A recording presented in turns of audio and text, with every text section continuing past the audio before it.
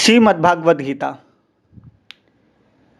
कई बार यह प्रश्न उठता है, क्या श्रीमद् भगवद गीता का ज्ञान निराकार के द्वारा दिया गया या साकार के द्वारा दिया गया। तो हमें यह समझना बहुत आवश्यक हो जाता है कि निराकार ही गीता ज्ञान दाता हो सकते हैं। कोई साकार शरीरधारी व्यक्तित्व गीता का ज्ञान देने में समर्थ हो ही नहीं सकती, चाहे वो कृष्ण की आत्मा हो, चाहे वो राम की आत्मा हो, या कोई भी आत्मा गीता के ज्ञान को देने में समर्थ नहीं। क्योंकि गीता ज्ञान देने वाला का प्रमुख आदेश है, देह सहित देह के सर्व संबंधों को भूल मामेकम याद करो। अगर यह आदेश श्री कृष्ण दें तो श्री कृष्ण भी देह का नाम है, और जब कोई देहधारी ये कहे कि देह को भूलो तो वहाँ तो कृष्ण को भी भूल जाए। अगर कोई व्यक्ति ये समझ कर याद करे कि गीता का ज्ञान दाता श्री कृष्ण है तो श्री कृष्ण भी उस देह का नाम है, तो जब स्वयं को देह के जो को भूलने का जो पुरुषार्थ करेगा वो स्वतः ही किसी भी शरीरधारी को याद कर ही नहीं पाएगा, अर्थात कृष्ण को भी याद नहीं कर सकता। तो एक निराकार परमपिता परमात्मा सदाशिव का ही आदेश है कि देह सहित देह के सर्व संबंधों को भूल मामेकम याद करो। और कई ऐसे श्लोक हैं जो गीता स्व प्रमाणित कर देती है कि गीता ज्ञान दाता स्वयं निराकार परमपिता परमात्मा सदाशिव ही हैं।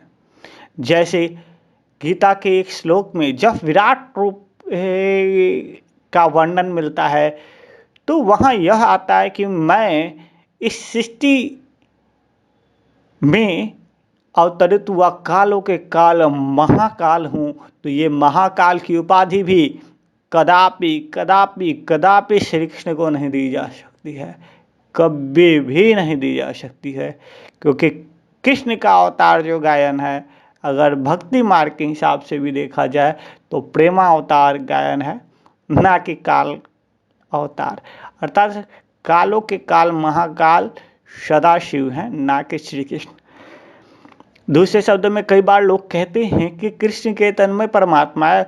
वस्तुतः कृष्ण के तन में नहीं, कृष्ण के 84वें जन्म के तन में परमात्मा ने उनके तन का आधार लिया और श्रीमद् भगवद गीता का ज्ञान दिया। और ऐसे कर कई प्रमाण भी आज मौजूद हैं जो यह प्रमाणित कर देते हैं कि गीता का ज्ञान श्री कृष्ण ने नहीं दिया। यहाँ तक कि अगर मैं आगे बात करूं तो एक बार की बात है कि अश्वमेघ यज्ञ के समय स्वयं अर्जुन ने श्री कृष्ण से पूछा है कि हे माधव, मुझे वही ज्ञान सुनाओ जो आपने युद्ध भूमि में सिखाया था।